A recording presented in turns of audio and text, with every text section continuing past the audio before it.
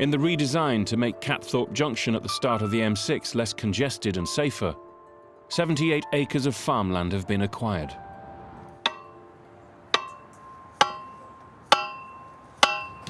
Every project has some ecological species that's causing problems for a contractor.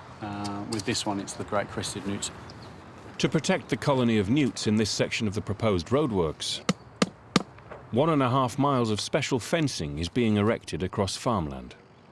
The biggest issue is this is a protected species, and all here are liable for prosecution if great crested newts are found to be killed by these works. Along the fence, buckets are dug into the ground to catch the endangered newts. The newts go to the newt fencing, they'll hit the fence, and then the aim is that they'll walk along the fence and fall in the bucket. And it's project ecologist Nick Steggle's job to check them every day. We've got some vegetation in here so that they can actually hide under from any predators that might be about at night. We've got what we call a mammal ladder, which is effectively a stick which we place in the trap so that if any small mammals fall in there, they can actually climb out and free themselves. We also have a float so that if we get a heavy deluge through the night, so they don't drown, and then we'll release them the next morning. You never know what you're going to find. Hopefully great crested newts. We're going to trap for 60 days in this area, but come the end of that trapping period, we need 5 clear days without newts. Or without a newt find. So if we find a newt on day 59, Skanska will have to trap until day 64. And if we find another newt on day 63, it will go on and on and on. There was a project further north. They took account of the cost of the fencing, exclusion, some of the mitigation measures for newts, and they estimated it was about £37,000 per newt on that job. Vegetables are strewn across the motorway. Yeah, most of this truck is now strapped up. We're just putting the last of the load in. I'm just giving them a hand to try and speed things up a bit over. On the M6, the lorry carrying the cargo of milk, bread and vegetables has now been righted. Leeks, carrots, parsnips, turnips. I've seen it all now. I'm sure there's somebody who complaining there's no milk and vegetables at the store. But the clear-up has meant that the southbound carriageway has been closed for 4 hours, causing even bigger delays. I've already noted down a lot of vehicles that have actually already pulled over onto the hard shoulder. So you get cars overheating, you get HGVs pulling over for brakes because they know that they've been stuck for so long. This is the start of our region. All we can do is keep pushing to get this vehicle cleared as quickly as possible. The team clear up the mess. Every little helps. Hey Derek, you all right? Motorway maintenance manager Paul Diamond is responsible for clearing the scene and fixing the damaged barriers as soon as possible. Hello, we're going to need 2 to man that gate, and then 3 on the barrier.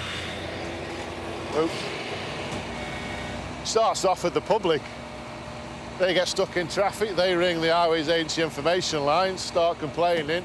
That then gets relayed to the Highways Agency control room. They relate to our control room, and our control room relate to us. And then it's ETAs, ETAs, ETAs all the time. What time are you going to be done? Looking at what we've got, and if we get the blokes in quick enough, I think we should have it boxed off by 9 o'clock. That's if they go in the next half an hour, 3/4 an hour with this trailer. But the only bad news is, the liquid that was in the trailer, the milk, etc., has got into the drains, and it's got into the golf course, and now it's got through into their lake. And they're trying to do as much as they can to lessen the damage that's caused. She hasn't come back yet, so I don't know if it's killing fish or anything as yet. Looking at it now, we're getting somewhere now. So as soon as the recovery's out of the way, we'll start the clean up, and then we'll repair everything. Are you ready to go? A man melts a white line with the blowtorch, another man adds tar, and a third man lays down cat's eyes. You're just trusting that your team manager on scene is having the right amount of contact and putting the right amount of pressure on them. Where are we at? Further than what we were last time. Give a rough estimate of time. Another hour. Another hour? Yeah. Okay. What's the right amount of pressure? A lot. The ETA for getting lanes open is approximately 1 hour. It's my job to make sure that these guys feel the pressure, just to make sure that everything moves as quickly as it can. Let's all go. Busy, busy, busy. I mean, I've done hazardous spillages before. They're the worst, actually. There was one with the conditioner, Lenore, that spilt across it all. And sweeping it actually activated it, so it made it worse before it got better. It smelt nice, soft. This is an incident that will go to the ministers.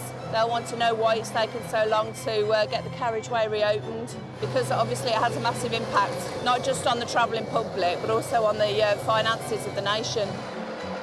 We'll all just carry on getting wet, because we love it. Paul drags away a piece of equipment. Cars travelling in the rain with their headlights on. Can't see nothing. Can't see a thing. Visibility's really low. Further down the M6, traffic officers Keith and JJ are on patrol. You could be the best driver in the world and you're adhering to the road, you're adhering to, but some other fool that ain't gonna take any notice and wipe you out. A van has broken down in the hard shoulder, but as it's rush hour, the smart motorway scheme is operating and the lane is open to traffic. Our crew's just arrived on scene. Recovery's arrived on scene at the same time as we've got there, so hopefully one or the other will move the vehicle out so we can get the traffic flowing again. It's only going to be about 7 or 8 minutes. We've put a few cones out and some signs out just to make sure that it's a safer working environment for him, basically. Are those cones really going to make a difference? Those little cones? I'm hoping it does. It really puts the heebie-jeebies on me, to be fair, because we are so reliant on drivers paying attention. If we have a lapse in concentration, they could kill us. You don't know, dude? Yeah, I'll get the cones in now, then. A car comes down the closed lane. See, there you go. That car. Taking no notice. Absolutely ridiculous. Can't really legislate or put procedures in place for idiots. I'm sorry, but you can't. Why are we running? There may be another idiot using this lane. That's why I want to get out of here and go to the next job alive. To call it the Mad 6 instead of the M6. In the last 5 years, 8 road workers have been killed and 135 injured whilst working on England's motorways. It's crazy. And many more have had near misses. I want to show you guys lane 1 closure for a tyre change and a HGV. I was getting my hat out the back of the car because it was raining, so I opened the door to get my hat out, and all of a sudden I heard people shout, "Watch out." I've looked up, this HGV is just coming straight towards the car. It's as if everything was happening in slow motion. And I thought I had more time to move out than I actually did, but everything, yeah, signals set. Yeah, look at that. Oh my God. 1, 2. Oh, dude. That's close. Oh, that is. HGV going at that speed. Do you know what I mean? Don't show my wife that. I know. To be fair, to this day, I haven't told my wife about it either. Yeah. I haven't told her about it because she just, I don't know what she'd do. She probably said to me, "That's it, quick, get another job." 40-ton weapon. I put my uniform on, going to work, and I might not be coming back. We've already talked about it, me and my partner, and I've prepared everything for the potential of me not coming back. Everything's in one place, life insurance, funeral stuff, all the pensions, work stuff, all the documents, at least that if she ever needs it or if anything happens to me, she knows what to do. I want to be cremated, so don't want to be a burden on anybody. And be scattered on the M6. The rain continues to fall as the light fades. At the sight of the overturned lorry, one side of the motorway is moving slowly, but the closed side is empty. 40 miles back up the M6, the motorway maintenance team have finally cleared the overturned grocery lorry and repaired the damaged barriers. We're reopening the carriageway now. Hooray! Let me cup of tea. As soon as they see that first cone getting lifted up, everybody will stop and they'll wait for the next cone, and if there's a gap, you'll see them and they're gone every time. You chucking to the middle, Chris? So I'd say by the time the fourth cone comes up, they'll be off. You ready? The road workers start to move the cones. Here's your first cone. The cone van reverses along the motorway. See who goes up first, because someone will make that move. Cars start to move out onto the reopened lanes. There you go. They're off.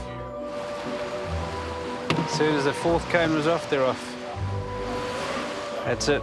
It's open now, and they're away. That's dangerous. They don't have any concern for any of these guys on the road. They're just people that put down cones, and they hate cones. HGVs coming that close to you, you know, it's not a safe place.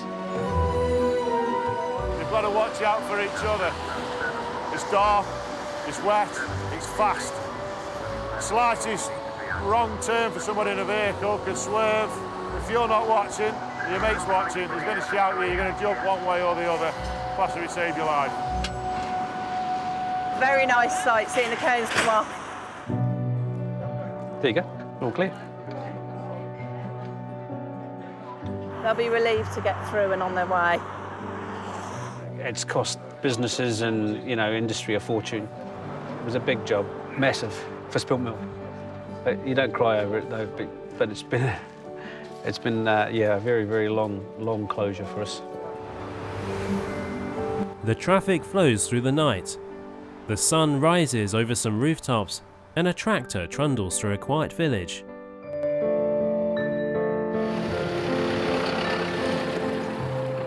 At Catthorpe Junction at the start of the M6, groundworks on the redesign to make the interchange safer and less congested are underway.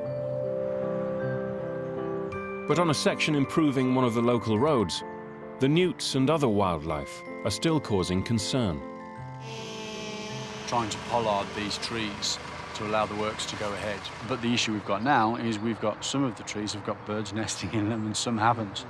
And some of the trees that haven't got birds nesting in them have got birds in the tree next to it. So the ecologists are a little bit twitchy. There was a blackbird had nested down the road there, and that caused a bit of a constraint. But some magpies came past and ate the eggs, and the blackbird is now gone. And so that constraint has been removed, so it changes on a day-to-day basis. Richard and a co-worker look up at a tree. There's a nest in there somewhere. Okay. Has that one been identified previously? No. So now we've got blue tits nesting in this tree that we didn't know about until Nick just told us. Things change pretty quickly. The team inspect the plastic barrier they have erected along the side of the road. You have a little move of the grass, turn over the float, make sure there's nothing in there. But there's one creature everyone's desperate to see. Every day, project ecologist Nick Stegel checks the traps for newts that have woken from hibernation. Found a great crested newt. Just found a little female. If I turn her over ever so slightly, she's got a bright orange underside there. And she's got spots underneath. And each one of them's like a fingerprint. It's unique to that individual. A lot bigger than what I expected. Quite beautiful as well, aren't they? Like mini dinosaurs. Yeah, a little crocodile. She was on our site, and so she's been commuting over to the pond over there to breed and lay her eggs. Expensive newt. Yeah. That makes 5. The cost is coming down. Yep. Absolutely. Once caught, the newts are relocated away from the roadworks to the safety of the nearby farmland. So there she goes on her way. You can see how close she is to the breeding pond. So hopefully make it there tonight. The trapping will go on until there's no sign of newts, and they've all been removed from the site of the proposed roadworks. Bright-crested newts, particularly the males, they're like street boy, wide boy, marching across the landscape. The sun shines brightly through the bare trees beside the motorway. They spend tens of thousands of pounds a year to protect the newts. Strange, really. When I grew up, we used to go collecting newts as kids. We used to come back with buckets of them all the time, and all of a sudden they're all protected. It's been quite a journey to get to where we are today, but it's not just we want to build a road, we go out and build a road. There's a huge amount of time, effort and work and passion to improve the safety of the network. The job's not easy, but then whose job ever is easy? If you ever ask anyone if their job's easy, I don't think I'd enjoy it if it was easy. It'd be dull.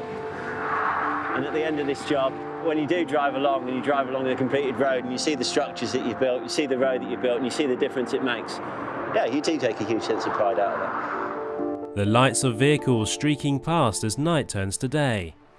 Various people reflect as they drive along the M6. I guess it's just a strip of tarmac that we all share. That's one common goal we all have, that we're traveling in the same direction on the same piece of tarmac. It's all about...